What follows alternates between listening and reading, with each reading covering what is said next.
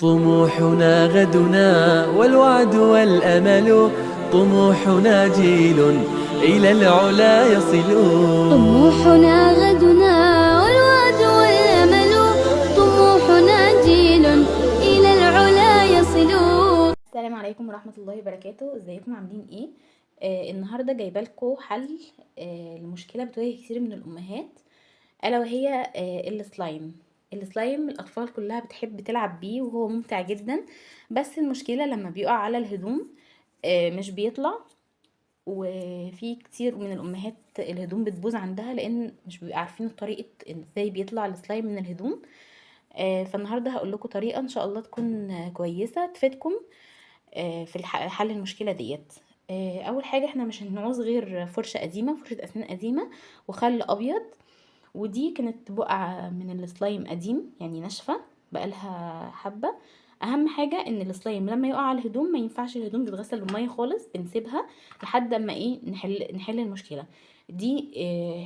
يعني النقطة كانت واقعة قديمة، وانا هحط لكم دلوقتي قدامكم سلايم جديد اهو.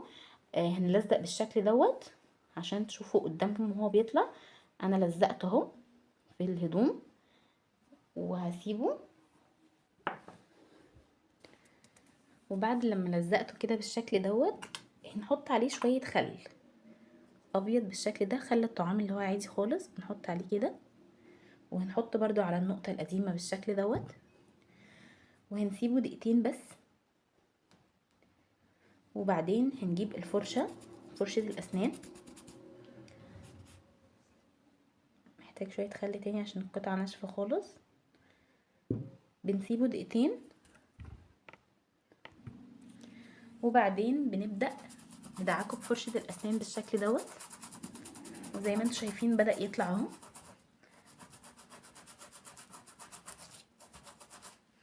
ودي النقطة الجديدة،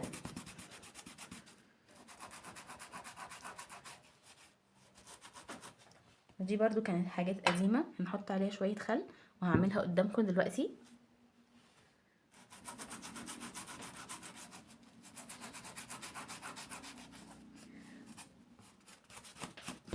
حاجة خالص رجع زي ما كان، ودي الطريقة اللي انا لقيتها وعرفت ان هي فعالة جدا بصراحة، ممتازة. بس اهم حاجة الملحوظة ان انتي ما تحطيش الهدوم تتغسل قبل ما تعملي الخطوة دي، لان الهدوم لو اتغسلت بالمية مش هنعرف نعمل الطريقة دي فيها. وبالمناسبة السلايم اللي انا استخدمته النهاردة دوت انا اللي عاملاه في البيت، فلو حابين تعرفوا الطريقة قولولي في الكومنتات واعملها لكم نعملها مع بعض. ومع السلامة.